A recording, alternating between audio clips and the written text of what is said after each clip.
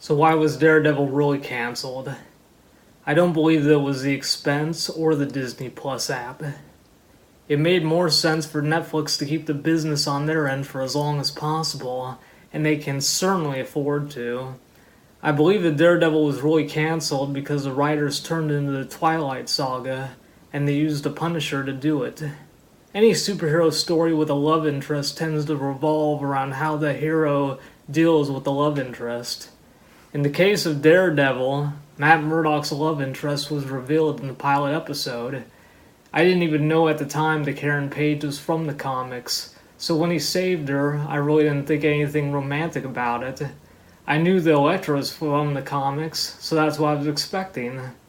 That is, until Karen decided to thank Murdock by cooking dinner for him, a dinner that by her own admission was meant for the man she would marry. I thought Murdock would understand the suggestion. We never get to know whether he did or not. We do know that Karen knew who Daredevil was from the first episode. How could she not? He shows up to her place right when she's being attacked after she snuck out of Murdock's home. He has the same physical build as Murdock. He knows about the file she was there for, and he wears a mask over his eyes with no slits. And he doesn't do much to disguise his voice either. She would have to be the world's biggest idiot to not make the connections, and we know that she isn't. She demonstrates her intelligence many times over. I was so annoyed by Cutman teasing us with the possibility of Karen sleeping with Foggy that I decided to read ahead. Wikipedia says up front that Karen is Murdock's love interest, so I relaxed and believed that the entire first season of Daredevil would become a waiting game of when Murdock would confess to her. I didn't mind once I thought it was inevitable. It kept me on my toes, kept me guessing. That's what TV writers enjoy doing with their audience. And the cat and mouse game between them was definitely real. So many times it seemed like Karen wanted to just ask him and be done with it, but I got the impression that she wanted him to admit that he had saved her life, because she expected romance to follow. It's not really any different than a woman wanting to ask a man out, but telling herself that as a woman, she must wait for him to make the first move. When he extends her his hand at the end of the season finale, she opens her eyes wide like he's going to reveal it, and he still doesn't, so it's the cliffhanger for next season. Fair enough, it's TV after all, but they ruin everything in season 2. First, Murdock gets Foggy to lie to her for him. That's strike one. Now don't get me wrong, many superheroes lie to their love interests in a misguided attempt to protect them, and when the truth finally comes out, it makes for great drama. But Daredevil's nickname is the Man Without Fear, and only a coward uses someone else to do the lying for him. And because Foggy lacks imagination, he uses alcoholism as the excuse, and they both laugh about it. That's strike two. I don't consider alcoholism to be a punchline. It's a real-life struggle for many people, and it's ruined lives in my own family. Strike 3 came when Karen informs them that the firm is broke. Now these are 2 university-trained lawyers. They should not need help doing math between them. No money coming in means no money going out, and they certainly shouldn't need their office manager informing them of it. At that point, I stopped watching completely. It was obvious that the writers were no longer serious about the show making any sense, and indeed season 2 made none. So I just found on Wikipedia where Matt confesses to Karen, then watched the entire season backwards from there. I couldn't believe what I found either. Karen falls in love with the Punisher. Now some people think that this romance is truly bizarre. I don't actually. Number 1, Karen dies in the comics after she breaks it off with Murdock, and he was unconscious, so he was unconscious. I can't say that word for some reason. Anyway, he was not conscious. So we never get to find out if he was not awake. Let me say that. So we never get to find out if she was really in love with him or not. Because of this, the writers and stupid fanboys consider Karen's death inevitable. Comics should only be used to establish the origin story, because that makes the character who they are. After that, TV and movies are called adaptation for a reason. If you want the comic story, stick with the comics. Second, the Punisher isn't supposed to have a love interest at all. How could he? He kills people without any remorse, and his enemies list grows fast as a result. Whereas Daredevil can sustain dual identities, the Punisher has people trying to kill him or arrest him around every corner. That doesn't leave much room for romance. Even so, Karen insists that Murdoch has lied to her so many times that she would rather have the Punisher because at least he's an honest person. The Punisher laughs that off as the dumbest thing he's ever heard and tells her to go back to the man who can give her a good life. Now at the time, we believe that this isn't the final episode yet where we know that the Punisher sees Murdoch with his mask off. At the time that they're having the conversation in the diner, we believe that the Punisher knows that Matt Murdock is the Daredevil because he's blind. Daredevil is blind. We're pretty sure he can recognize Daredevil's voice through Matt Murdock. So the connection isn't exactly the hardest thing for him to put together. And, by the way, did you notice that despite being broke, Matt always seems to have beer available in his fridge, as if to make the lie about being an alcoholic convincing? Beer is expensive, even the imported stuff. And despite this, Karen lets it go as something that Murdoch has to do because he can't bring himself to confess to her. And she starts dating him anyway, even with this standing between them, which just builds up the suspense of her renouncing him later. Now, why would they choose the Punisher for a love triangle? Simple. It's the only way that makes sense for replicating the Twilight saga. The Twilight saga had a vampire, considered the White Knight, and a werewolf, considered the bad boy. You might think it's obvious for Daredevil to be the White Knight, but it really isn't. In Season 1, his methods against criminals are so brutal that the first woman he fell in love with, Claire, rejected him because she couldn't take it.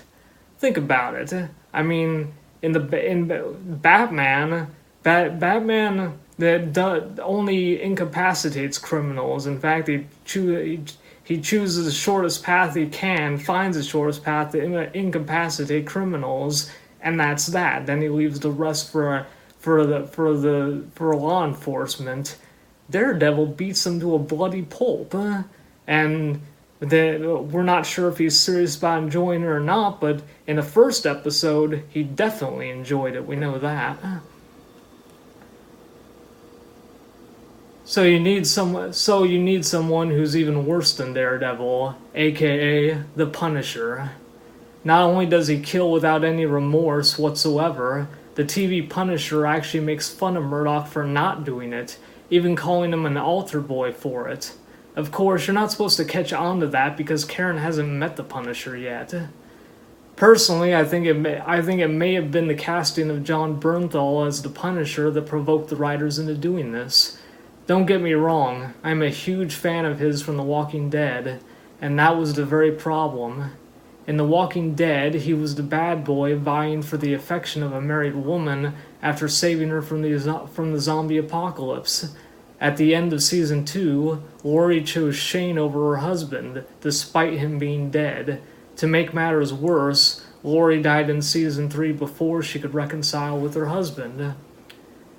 In the Daredevil comics, Karen is estranged from Matt when she gives her life for him, when she sacrifices herself to save him, leaving Murdoch to not know what her true feelings for him were.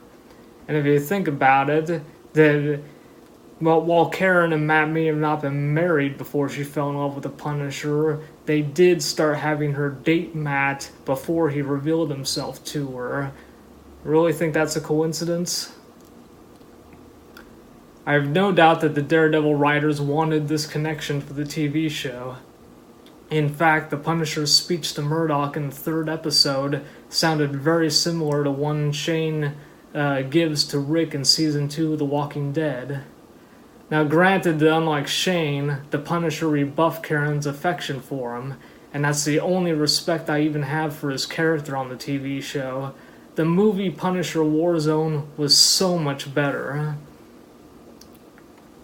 So getting back to the Twilight saga analogy, at the end of Season 2, Murdoch loses Elektra and decides to give Karen one last try by confessing to her. Then, as if the writers haven't already messed with our emotions enough, they deny us her initial reaction. The even dumber part is that in the Defenders, which comes directly after Season 2, we still don't get her reaction. Murdoch starts the series by trying not to be Daredevil, and we don't know why, but he lashes out like someone on a cold turkey withdrawal, and in a bizarre twist, beats up the owners of a restaurant who are trying to defend themselves instead of the robbers who attack them. The next day, he reunites with Karen and pretends that he hasn't been Daredevil at all, which technically he hasn't. We still don't know what her initial reaction to his confession was. All we get from this pointless conversation is that she wants both of them to have time to figure themselves out, whatever that means, and she doesn't give any timeline for it either.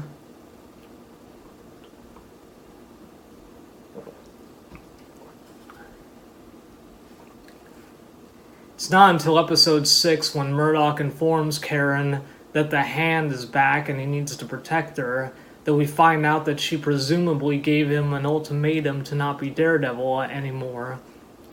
There's no reason given as to why, especially since he saved her life twice previously as the Daredevil. All we know is that she states to him that she is no longer part of his life if he chooses that path, and that is that. And in fact, later, when she realizes that Matt is about to go beat up the criminals, she's like, "But you were just about to get your life put back together." And he states to her, "This is my life, Karen." And not only does she give no response to that, then she lets Foggy have it later on when Foggy reveals that he brought Matt the costume. So apparently Foggy knew that Karen didn't want him to be Daredevil. At least that's what we're meant to believe. Then in Season 3, the writing gets even worse. It opens with the writers finally giving us a flashback of Murdoch revealing himself to Karen, and yet still withholding her initial reaction to him. It's the only thing that they know we crave, so they deny it to us completely. She asks for a demonstration of his visual capabilities that allow him to be Daredevil, and for some reason the writers demonstrate his sense of smell and hearing instead. In fact, throughout the series, they avoid discussing his main power completely, which is echolocation. Maybe they were desperately trying to avoid any connection to the Daredevil movie. We don't know. Maybe they were trying to avoid a connection to the Dark Knight, where Batman was using cell phones for echolocation. Maybe they were afraid of getting sued for that, even though I'm pretty sure that Daredevil was using echolocation in comics well before Nolan ever used it for Batman, but oh well.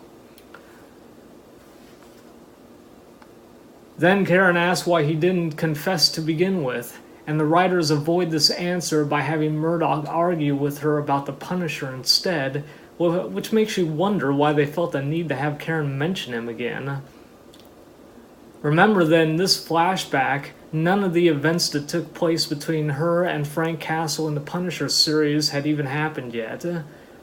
And out of all the things that Karen could have asked him about the events of the previous 2 seasons, she only wants to know where the suit is, as if that even matters. Then the flashback closes with Murdoch saying that he doesn't need to be Daredevil anymore. Was this something that Karen asked for after his initial confession, or something that he's offering to her as the start of a new life together? We don't know. All we know is that Karen decides that Matt is a liar and she can't be with him because of it. When the flashback ends, we find out that Karen has been renting Matt's apartment after his presumed death, believing that he might still come back. When Foggy learns of this, the writers conveniently avoid having him ask the most important question of her: why? Is she doing this as a friend who can't let go yet, or is she still in love with Matt? We never find out the answer to that. Even Matt strangely avoids ever bringing it up.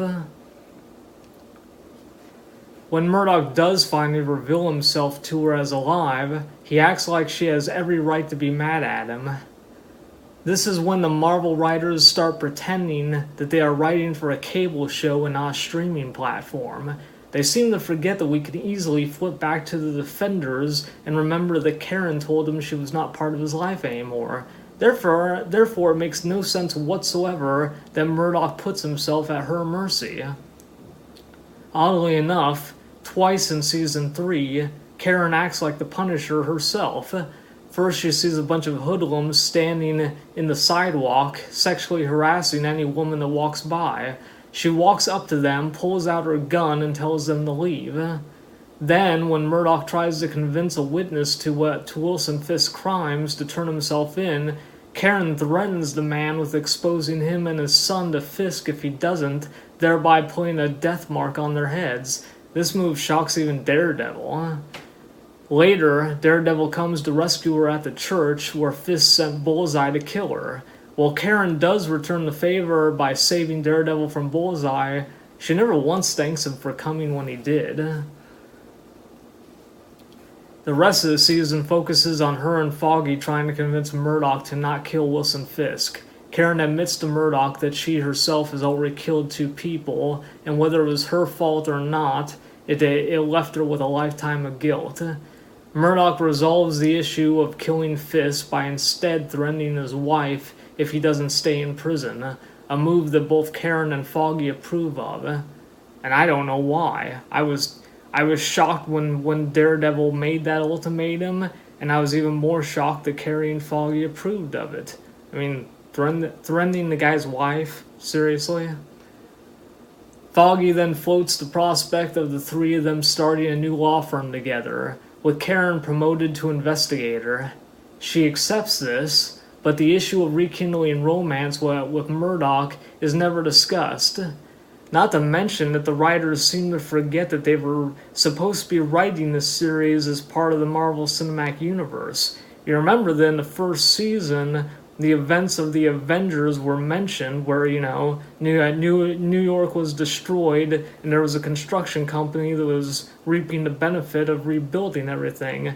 Now, considering that Season 3 of Daredevil came after Infinity War, many people thought that it was going to include at the end at least one of the 3 dying as a result of the Infinity Gauntlet. In the end, none of them died. Nothing happened at all. And you're like, what the hell? I mean, this is in the Marvel Cinematic Universe, isn't it? You only So, we're getting back to why wasn't it discussed? Why wasn't the romance between Karen and Matt not discussed at the end of Daredevil Season 3? You only find out why if you bother to watch Season 2 of The Punisher. In Episode 11, Frank Castle is in prison in the hospital, awaiting trial for killing 3 women. Karen manages to sneak into his room under the guise that she is there on behalf of the law firm of Nelson, Murdoch, and Page. Castle believes that he really did kill those women and wants her to forget about him. The episode also reveals that by this time, she is considered a well-respected investigator by the medical examiner and his staff, and she apparently trades a physical favor for information about Castle's alleged victims. Was it just a kiss, or was it sexual? We don't know. Upon trying to free the Punisher, Castle confronts Karen once again about her relationship with Murdoch. He tells her that Murdoch is still a good man and demands to know why she would throw her life away over him. She then reveals that she still believes that the Punisher can be saved from a damned life and they can start a new one together. She also demands that he kiss her as a reward for clearing him of killing the women that he was guilt-ridden over. Before we can find out what he was going to do, another woman barges in and declares that assassins are on their way and Castle's out of time. Karen aids in Castle's escape, but does not go with him.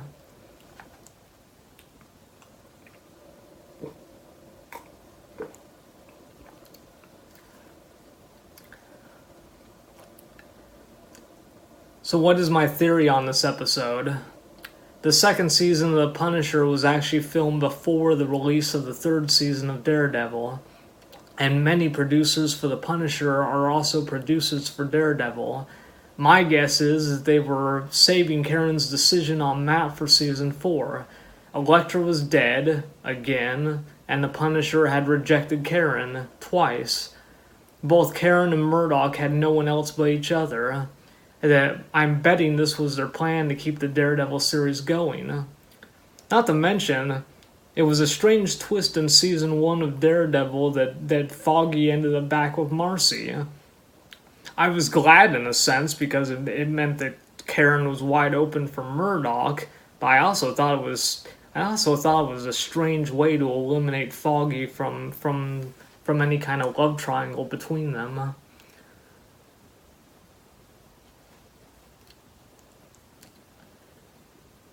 I mean, if you thought that Murdoch didn't deserve Karen, it really seemed like Marcy didn't deserve Foggy either. But whatever.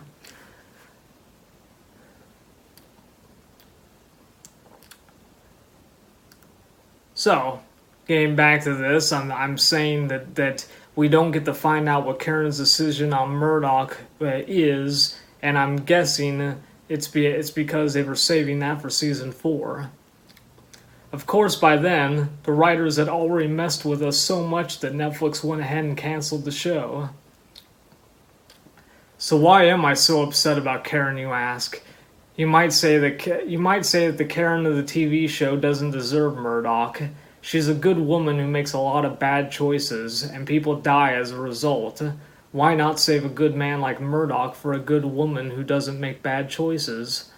Because this TV show doesn't take place in the real world. It takes place in the comic book world.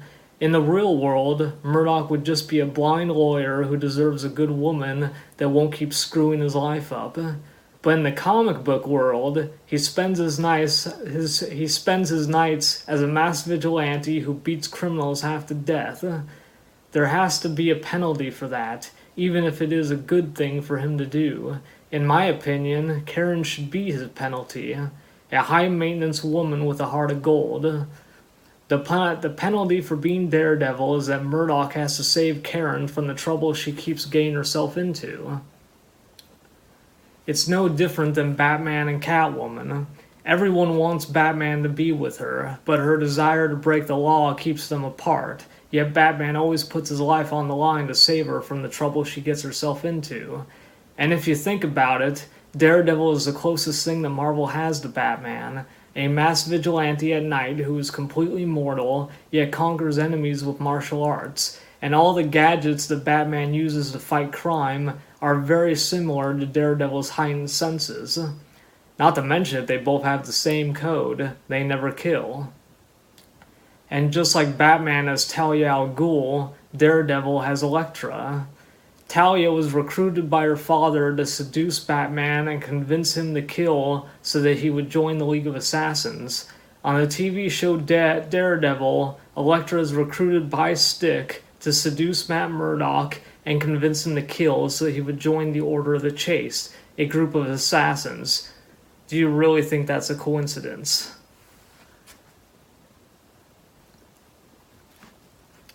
So if you've bothered to listen to me until the end, here is my solution on how to fix this. My request to Disney is as follows. You allowed Marvel to mess up the Daredevil series, bad, but the damage is not beyond repair. Give us season 4. I don't care what medium you do it with. Be it the family friendly version or the mature version, I don't really care. Make Karen reconcile with Matt. You can even kill one of them off after that, both for all I care. Just don't let their relationship end ambiguously. Do this, and there will be a massive wave of people flocking to binge every season of Daredevil, including the Defenders and the Punisher. I realize that you make more money from your own apps than Netflix royalties, so why not do with them what you did for Spider-Man with Sony? Rent the shows out. Convince Netflix to allow them on your apps and pay them the royalties. It's a win-win situation for everyone. Thanks for listening.